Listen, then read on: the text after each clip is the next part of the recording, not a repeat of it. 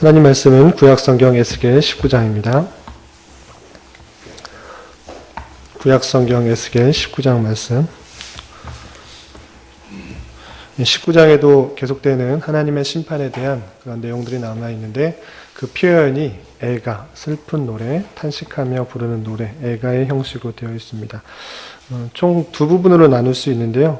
1절부터 9절까지는 그 애가가 암사자와 새끼를 비유하여서 노래하는 그런 애가가 되어 있고요. 10절부터 14절까지는 물가에 심겨진 포도나무를 비유로 하면서 애가를 표현하고 있습니다. 먼저 1절부터 9절까지 말씀 읽고 이어서 10절부터 14절까지 읽도록 하겠습니다. 너는 이스라엘 고관들을 위하여 애가를 지어 부르라. 내 어머니는 무엇이냐? 암사자라. 그가 사자들 가운데에 엎드려 젊은 사자 중에서 그 새끼를 기르는데 그 새끼 하나를 키우매 젊은 사자가 되어 먹이 물어뜯기를 배워 사람을 삼키매 이방이 듣고 함정으로 그를 잡아 갈고리로 깨어 끌고 애굽 땅으로 간지라. 암사자가 기다리다가 소망이 끊어진 줄을 알고 그 새끼 하나를 또 골라 젊은 사자로 키웠더니 젊은 사자가 되매 여러 사자 가운데에 왕래하며 먹이 물어뜯기를 배워 사람을 삼키며 그의 궁궐들을 헐고 성읍들을 부수니 그 우는 소리로 말미암아 땅과 그 안에 가득한것이 황폐한지라. 이방이 포위하고 있는 지방에서 그를 치러 와서 그의 위를 그물을 치고 함정에 잡아 우리에 넣고 갈고리를 꿰어 끌고 바벨론 왕에게 이르렀나니 그를 옥에 가두어 그 소리가 다시 이스라엘 산에 들리지 아니하게 하려 함이라. 10절부터 14절까지도 이스라엘의 멸망기의 여러 왕들, 특별히 시드기야 왕, 마지막 왕에 대한 그런 비유를 포도나무에서 나온 가지로 비유하면서 애가를 표현하고 있습니다. 10절부터 14절까지 계속해서 읽겠습니다. 내 피의 어머니는 물가에 심겨진 포도나무 같아서 물이 많음으로 열매가 많고 가지가 무성하며 그 가지들은 강하여 권세 잡은 자의 규가 될 만한데 그 하나의 키가 굵은 가지 가운데서 높았으며 많은 가지 가운데서 뛰어나 보이다가 분노 중에 뽑혀서 땅에 던짐을 당하매 그 열매는 동풍에 마르고 그 강한 가지들은 꺾이고 말라 불에 탔더니 이제는 광야 메마르고 가물이 든 땅에 심어진 바 되고 불이 그 가지 중에 하나 나와 그 열매를 태우니 권세 잡은 자의 규가 될 만한 강한 가지가 없도다 하라. 이것이 애가라. 후에도 애가가 되리라. 아멘. 이 시간에도 여기까지 나오신 여러분들 위해 하나님의 크신 은혜가 함께하기를 진심으로 기원합니다. 계속해서 에스겔서 말씀을 대하고 있습니다. 예전에도 한번 말씀드린 것처럼 에스겔서가 24장까지는 계속적으로 심판에 대한, 유다에 대한 심판에 대한 내용이 나오기 때문에 읽기가 그렇게 편하지는 않습니다. 계속적으로 죄악을 지적하고 심판당할 것이다 라는 내용들이 나오기 때문에 읽기는 쉽지는 않지만 그 속에서도 하나님께서 보여주시는 은혜가 있고 또 뜻이 있고 하나님의 어떠하심들이 잘 드러나기 때문에 한 장 한 장 읽어가면서 하나님께서 우리에게 주시는 교훈의 말씀들을 잘 깨닫는 그런 시간이 되었으면 좋겠습니다. 읽으신 것처럼 오늘 말씀 읽기 본문 19장에서도 애가가 나옵니다. 어떤 애가가 나오는가? 유다 멸망에 대한 안타까움에 대한 그런 애가, 슬픈 노래, 안타까워하며 부르는 노래가 나오는데 왜 이렇게 애가를 들려주시는가? 멸망기에 있은 유다에게 여러 가지 말씀으로 또 행동 예언을 통하여서 다양한 방법으로 그들의 죄악들을 보여주시면서 회개하라고 말씀하여 주시지만 그들이 돌이키지 않아서 안타까워하는 마음으로 이렇게 애가를 지어 부르도록 한 것입니다. 먼저 1절에서 보면 이렇게 되어 있습니다. 너는 이스라엘 고관들, 옛날 번역으로는 방백들이라고 되어 있는데 이스라엘에 남아있는 그런 방백들, 고위, 지도자들을 위하여 애가를 지어라. 고관들을 위하여 애가를 지어라. 이렇게 되어 있습니다. 어떤 내용들이 되어 있는가? 표현이 암사자와 새끼라는 그런 비유를 통해서 이스라엘의 그런 여러 왕들이 어떻게 되었는지를 비유적으로 표현하고 있는 것입니다. 내용을 보면 2절 내 어머니는 무엇이냐 암사자라 그 사자들 가운데 엎드려 젊은 사자 중에서 그 새끼를 그리는데 되어 있는데요. 암사자, 새끼 되어 있는데 암사자에 대한 그런 주석들을 찾아보니까 두 가지로 이렇게 표현하고 있습니다. 첫 번째는 이스라엘 여러 민족, 여러 이스라엘의 백성들을 이렇게 표현하는 것도 있고요. 또는 다윗의 왕가, 유다의 혈통 중에서 왕으로 태어난 그런 혈통을 표현하고 있는 것이다 이렇게 표현되어 있는데 그 공통적으로 그 뜻하는 것은 그 새끼들은 그 왕들, 유다의 멸망기의 왕들로 표현하는 것은 살펴볼 수 있습니다. 그러니까 이스라엘 백성들 중에 왕이 태어났는데 또는 다윗의 왕가 중에서 왕이 배출되었는데 그 새끼 하나를 키우매 3절을 보면 그 새끼를 하나를 키우매 젊은 사자가 되어 먹이 물어뜯기를 배워 사람을 삼켰다. 그 새끼가 좀 자라서 왕이 되어서 어느 정도로 정치를 할 때 어떤 일을 벌였는가 물어뜯기를 배워서 사람을 삼켰다. 단순히 사자 이야기를 하는 것이 아니고 새끼 사자가 좀 젊은 사자가 되어서 사람을 뜯어 먹었다. 이런 얘기를 하는 것이 아니고 이스라엘 나라 중에서 한 왕이 태어났는데 그것이 좀 자라다가 정치를 하다가 어느 정도 정치를 하는가 생각됐더니 그 왕은 사람을 물어뜯기 시작하였다라는 것입니다. 이 왕에 대해서 많은 주석학자들은 여호아스로 이렇게 말하고 있는 것입니다. 여호아스가 요시야 왕의 뒤를 이어서 백성들에 의해서 왕으로 뽑혔지만 그가 선한 정치를 한 것이 아니라 사람들을 핍박하고 또 자신의 이익만을 위한 그런 정치를 하였고 하나님의 말씀을 순종하지 않았기 때문에 하나님께서 보시기에 여호와 보시기에 악하였다라는 그런 평가를 받게 된 것입니다. 그런 것들을 젊은 사자, 특별히 사자 중에서 그 새끼라는 그런 표현을 하면서 그의 치정을 설명하고 있는 것입니다. 그의 결국은 어떻게 됐는가? 아시다시피 애굽에 의해서 폐위되고 3개월 만에 폐위가 돼서 끌려가게 됐는데 그것을 계속적으로 4절에 이렇게 비유하면서 표현하고 있는 것입니다. 이방이 듣고 함정으로 그를 잡아 갈고리로 깨어 끌고 애굽 땅으로 간지라. 새끼가 좀 자라서 젊은 사자가 되었는데 물어뜯기를 배워서 사람을 이렇게 삼키는 그런 악정들을 했다. 그리고 그의 결국은 애굽으로 끌려가는 그런 일들이 있었다라는 것들을 사자와 또 사자의 비유를 통하여서 애가를 지어 표현하고 있는 것입니다. 그 이후에 어떻게 됐는가? 여호와스의 이후에 어떻게 됐는가? 5절에서 또 계속적으로 비유하면서 설명하고 있습니다. 5절에서 보면 암사자가 기다리다가 다윗의 왕조 또는 이스라엘 백성들을 생각할 수 있는데 암사자가 기다리다가 소망이 끊어진 줄 알고 붙잡혀가서 이제 아무것도 할 수 없는 줄 알고 그 새끼 하나를 또 골라 젊은 사자로 키웠다. 그 이후에 왕으로 서게 되는 여호야김 또는 여호야긴 왕이 될 수 있는데 정확하게 어떤 왕인지는 이 말로는 확인할 수는 없지만 두 왕 중에 한 명일 것이다 생각을 할 수 있겠습니다. 암사자가 기다리다가 소망이 끊어진 줄 알고 그 새끼 하나를 또 골라 젊은 사자로 키웠다. 왕으로 세우게 되는 것입니다. 그런데 그 사자는 어떻게 되었는가? 6절에 마찬가지로 젊은 사자가 되었을 때 여러 사자 가운데 왕래하며 먹이 물어뜯기를 배워 사람을 삼켰다.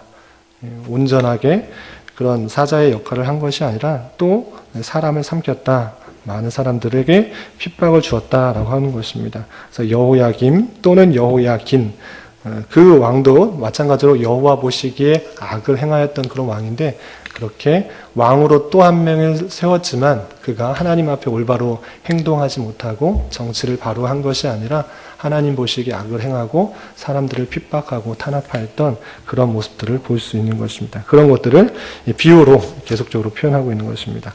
7절부터 9절까지는 그의 마지막이 어떻게 되는지 설명하고 있는데요.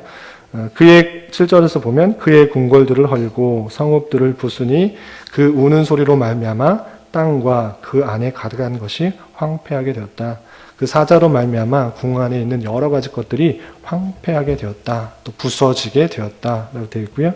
8절에서 계속해서 이방이 포위하고 있는 지방에서 그를 치러 와서 그의 위에 그물을 치고 함정에 잡아 우리에 넣고 갈고리를 깨어 끌고 바벨론에게 이르렀나니 그를 옥에 가두어 그 소리가 다시 이스라엘 산에 들리지 아니하게 하려 함이라.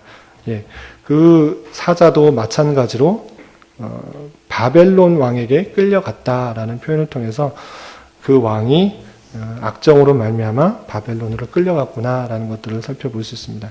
여러분들 그 말씀일기 교환에도 잘 나와 있듯이 열왕기하 또 역대하에 그 마지막 유다의 왕들에 대해서 설명되고 있는데 1번에 5번 반가로 5번에 그 맨 마지막을 보면 열왕기하 24장 1절부터 20절, 8절부터 20절까지 되어 있는데 1절부터 20절 또 24장 전체를 보면 여호야김 또 여호야긴 그의 아들 여호야긴에 대해서 나오고 있는데 그의 행정, 그의 사적들이 하나님 보시기에 악하였고 또 바벨론에 의하여서 그 왕궁에 있는 모든 많은 재물들이 약탈되어 갔을 뿐만 아니라 사람들도 고위 그런 지위에 있는 사람들도 끌려간 것을 볼 수 있습니다. 이때 마찬가지로 에스겔이 끌려온 것으로 우리가 교훈 받았던 것입니다. 그런 것처럼 그 긴과 긴에 대해서 이렇게 비유해서 설명하고 있고요. 마지막 10절부터 14절까지는 마지막 왕, 유다의 마지막 왕, 현 시대, 지금 이때 당시에 이스라엘을 다스리고 있던 시드기야 왕, 마지막 왕에 대해서 어떻게 될 것인가, 물가에 심겨진 포도나무, 거기서 나온 가지가 어떻게 된 것인지를 비유적으로 표현하면서 그게 어떻게 될 것인지를 표현하고 있습니다. 10절에서 계속해서 보면 이렇게 되어 있습니다. 내 피의 어머니는 물가에 심겨진 포도나무 같다. 내 피의 어머니라는 것은 조상, 실제적으로 피의 어머니니까 조상들, 선조들은 이스라엘 왕조들은 이렇게 표현될 수 있는데요. 물가에 심겨진 포도나무 같다. 잘 심겨진 열매를 많이 맺을 수 있는 그런 포도나무 같았다. 그래서 물이 많음으로 열매가 많고 가지가 무성하였다. 이스라엘 백성들 중에 특별히 다윗 왕조를 통하여서 많은 열매를 맺는 그런 백성들이었고 그런 왕조였다라는 것을 표현하고 있습니다. 그래서 어떻게 되는가? 11절 그 가지들은 강하여 권세 잡은 자의 규가 될 만한데 그 하나의 키가 굵은 가지에서 가운데에서 높았으며 많은 가지 가운데서 뛰어나 보이다가 많은 왕들이 있는데 그렇게 다스릴 만한 많은 왕들이 나왔는데 특별히 그 하나의 키가 굵은 가지 가운데 높았다. 이것을 마지막 왕인 시드기야로 이렇게 주석학자들 해석하는 것을 볼 수 있습니다. 그 마지막 시드기야 자신이 모든 것들을 다스릴 줄 알고 이렇게 교만하였던 그런 모습들 그리고 예루살렘과 함께 있기 때문에 멸망하지 않을 것이다라는 착각 가운데 있었던 그 시드기야 그 왕에 대해서 설명하고 있는 것입니다. 그렇게 뛰어나 보였지만 많은 가지 가운데 뛰어나 보였지만 어떻게 됐는가? 12절 13절에서 표현하기는 분노 중에 뽑혀서 땅에 던짐을 당하게 될 것이다. 그리고 그 열매는 동풍에 마르고 그 강한 가지들은 꺾이고 말라 불에 탔더니 이제는 광야 메마르고 가물이 든 땅에 심어진 바가 된다. 동풍이라는 것은 그 바벨론을 뜻하는 것입니다. 바벨론에 의하여서 완전히 뽑혀서 그 나라에서 뽑혀서 이스라엘을 뽑혀서 끌려가게 될 것이고 모든 것이 황폐하게 될 것이다. 말라 불에 탈 것이다. 이렇게 표현하고 있는 것입니다. 그리고 14절의 마지막에 어떻게 되는가? 이제 불이 그 가지 중에 하나에서부터 나와 그 열매를 태우니 권세 잡은 자의 규가 될 만한 강한 가지가 없도다. 이제 더 이상 왕으로 될 만한 그런 가지가 나타나지 않는다. 더 이상 왕이 될 만한 사람이 나타나지 않을 것이다. 시드기야 왕, 그 지금 있는 현재 시드기야 왕이 뽑혀지고 나면 이제 더 이상 이스라엘을 다스릴 만한 왕이 나타나지 않을 것이다. 그런 강한 가지가 없다. 이렇게 표현하고 있는 것입니다. 그래서 이것이 애가라, 슬픈 노래라, 안타까워 부르는 그런 노래다. 후에도 애가가 되리라. 후에까지 이러한 내용들을 부르게 될 것이다. 슬픈 노래를 부르게 될 것이다. 라고 표현하고 있는 것입니다. 이런 내용들을 이렇게 접하면서 우리가 적용할 것들이 있는데, 첫 번째는 왜 이렇게 애가를 부르게 했을까라는 것들을 먼저 생각해야 됩니다. 그것은 다름 아니라 하나님께서 택하신 백성을 계속적으로 사랑하고 있다. 관심 갖고 있다라는 것들을 알려주는 것입니다. 하나님께서 택하신 백성, 이스라엘 백성들, 그가 올바로 가지 못하기 때문에 계속적으로 하나님께서는 선지자를 통하여서 말씀하여 주시고 또 여러 가지 상황들을 통하여서 훈계하시고 교훈하시는 것입니다. 그것들을 보여주시면서 이스라엘 백성들이 깨달아야 되는 것은 무엇인가? 하나님께서 우리에 대해서 얼마나 사랑하여 주시고 관심 있다는 것들을 알아야 된다는 것입니다. 이스라엘 백성들에게 관심이 없고 사랑이 없다면 그들이 죄 지은 것으로 인하여서 범죄하고 그냥 그 죄에 대해서 평가하고 멸망시키면 그만인 것입니다. 하나님께서 이스라엘 백성들에게 특별히 회복시켜줄 이유가 없는 것입니다. 그렇지만 하나님께서는 택하신 백성들을 사랑하여 주시고 또 올바로 나아가기 위해서 계속적으로 징계를 방법을 통하여서 또는 채찍의 방법을 통하여서 여러 가지 방법을 통하여서 자신의 관심과 사랑을 비춰주고 있다는 것입니다. 이런 말씀을 대항하면서 오늘날 우리에게도 이러한 사랑과 관심이 있는 줄을 깨달아야 될 것입니다. 당시에 이스라엘 백성들에게만 이런 관심과 사랑이 있는 것이 아니고 동일하게 하나님께서는 오늘날 우리에게도 관심과 사랑이 있으셔서 다양한 방편으로 우리를 깨우치시고 인도하여 주시고 보여주신다는 그 사실들을 잊지 말아야 될 것입니다.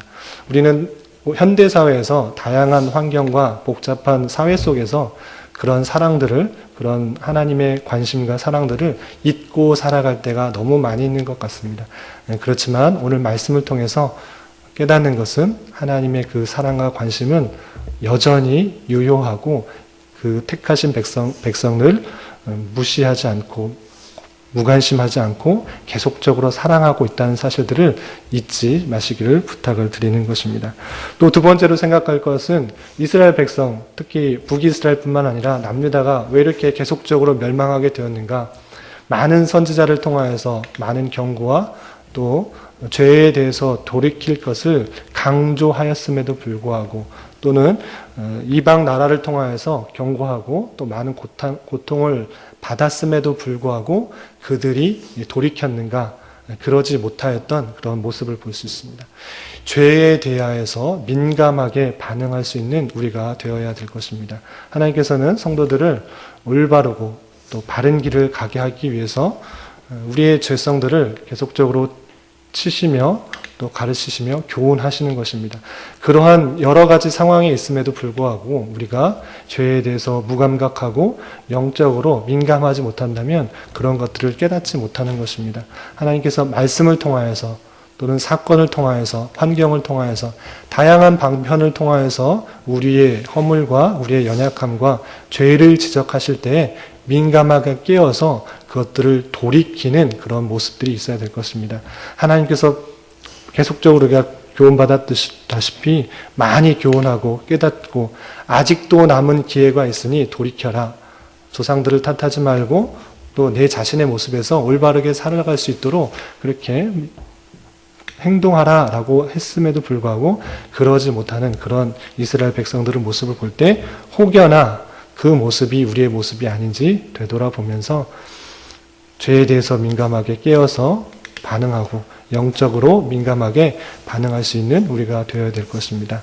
그리고 마지막으로 생각해야 될 것은 지도자에 대한 중요성입니다. 오늘 말씀에 있어서 계속적으로 비유를 통해서 말씀하신 것은 유다의 마지막 여러 왕들에 대해서 표현한 것입니다. 물론 이스라엘 백성들의 죄가 없었던 것은 아닙니다. 그렇지만 이스라엘 백성들의 죄가 있었을 때에 지도자가 되는 왕이 되는 유다의 왕이 올바로 깨어서 개혁할 수 있었음에도 불구하고 그러지 못함으로 말미암아 이스라엘 나라 전체가 멸망하게 된 것을 볼 수 있습니다. 여호아스의 아버지였던 요시야 왕은 하나님의 말씀을 온전히 깨어서 수많은 우상들을 철폐하고 종교 개혁을 하고 하나님의 말씀을 올바로 듣고 또 전하고 올바로 신앙생활을 할 수 있도록 그렇다 하였던 종교개혁을 하였던 왕으로 유명한 것입니다. 왕이 올바로 깨어있을 때 그 백성들이 잘못을 우상 숭배하던 것을 철파할 수 있고 또 돌이켜서 하나님께로 나아갈 수 있는 것입니다. 그렇지만 왕이 올바로 깨어있지 못하고 또 지도자가 올바로 하나님 앞에 서지 못할 때 자연스럽게 이스라엘 백성도 우상 숭배할 수밖에 없고 하나님 말씀을 잘 따를 수 없는 것입니다. 이렇기 때문에 우리가 더욱더 힘써 기도해야 될 것은 지도자를 위해서 기도해야 될 것이다 라고 할 수 있는 것입니다. 우리나라를 보면서 참으로 안타까운 현실 속에서 얼마나 우리를 지도자를 위해서 기도하고 있는가 생각해 볼 때 많이 부족한 것 같습니다. 하나님께서는 모든 것들을 다스리고 권위를 주셔서 행동하게 할 때 특별히 성도들이 해야 될 것은 권세 잡은 자, 지도자, 위정자들을 위해서 기도해야 한다는 것입니다. 왜 그런가? 그를 통하여서 그가 하나님을 믿건 믿지 않건 하나님께서는 그 사람들을 통하여서 이 나라가 다스려지게 되고 또 개개인의 신앙생활을 잘 할 수 있도록 또는 잘 하지 못할 수 있도록 그렇게 영향을 받게 되는 것입니다. 따라서 우리는 특별히 권세 잡은 자를 위해서 권위 있는 자, 또 지도자를 위해서 특별히 더 기도해야 될 것이고 그것을 통해서 우리나라가 올바로 잘 다스려질 수 있도록 또 우리가 신앙생활을 하는데 부족함이 없도록 기도를 해야 되는 것입니다. 특별히 남과 북이 대치되어 있는 상황 속에서 많은 그런 말들이 부딪히는 것들을 보게 됩니다. 보수와 또 진보들이 부딪히고 또 젊은 사람들과 또 연세 있으신 분들과 부딪히고 여러 가지 혼란스러운 상황 속에서 이 나라를 다스리기가 쉽지가 않은 것을 보게 됩니다. 그래서 올바로 다스릴 수 있도록 기도해야 될 것입니다.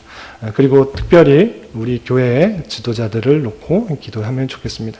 담임 목사님뿐만 아니라 여러 교역자들이 하나님 말씀을 전하는 사람들로 있을 때 올바로 서서 하나님 말씀을 잘 분별하고 또 잘 전할 수 있도록 기도해야 되는 것입니다.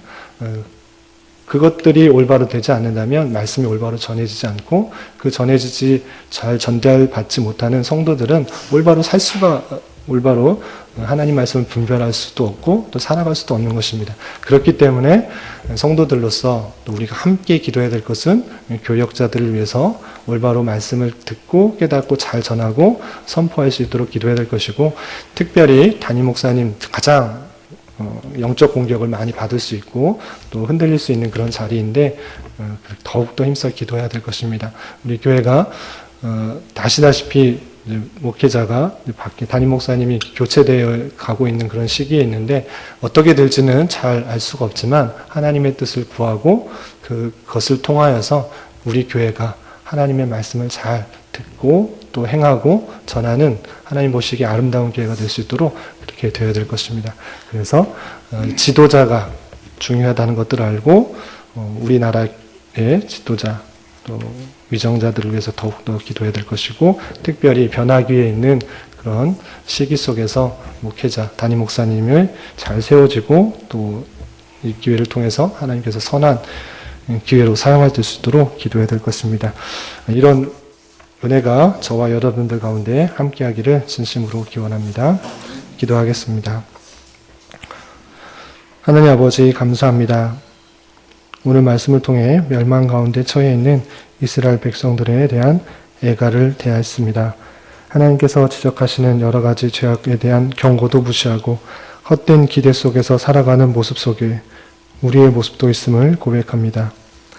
죄악에 대하여 경고하시는 하나님의 손길에 민감하게 하시고 하나님께로부터 받은 기회를 잘 선용할 수 있는 자 되게 하여 주시옵소서. 특별히 이 나라와 민족을 불쌍히 여겨주시고 남과 북이 되치는 상황 속에서 주님께서 안전하게 지켜주시고 올바른 정치를 통하여 참다운 자유와 평강과 이해와 존중이 넘치는 나라 되게 하여 주시옵소서. 다음 주에는 교회 후임 담임 목사 청빙을 위한 임시 공동의회로 모이게 됩니다. 하나님의 뜻에 따라 모든 절차가 잘 진행되며 후임 목회자가 잘 세워지게 하시고 이 모든 기회를 통하여서 하나님의 섭리가 잘 드러나며 교회의 신앙의 성숙과 성장이 있는 시간 되게 하여 주시옵소서. 또한 그동안 수고하신 담임 목사님과 사모님 가운데도 위로하여 주시며 영육간에 강건케 하여 주시고 앞으로도 주님의 선한 인도하심에 따라 주님의 큰 교회를 함께 잘 세워나가는데 부족함이 없도록 인도하여 주시옵소서. 교회 여러 중직자들에게도 변화교회 더욱 힘을 모아 교회를 위하여 희생 봉사하며 섬기게 하여 주시고 어려운 때일수록 하나 되어 중추적 역할들을 잘 감당하게 하여 주시옵소서. 교회 내 여러 병약자들이 있습니다. 주님께서 그의 마음과 생각을 지켜주시고 늘 평강 가운데 주님과 호흡하며 주님의 선하고 신실한 손길들을 깊이 경험하는 시간 되게 하여 주시옵소서. 저희들의 연약함을 고백하며 한 주간의 삶을 올려드는 이 시간, 각자 드리는 저희들의 간구, 입술의 고백을 주님께서 들으시고 기도의 선한 열매를 보게 하여 주시옵소서. 예수님의 이름으로 기도드리옵나이다. 아멘.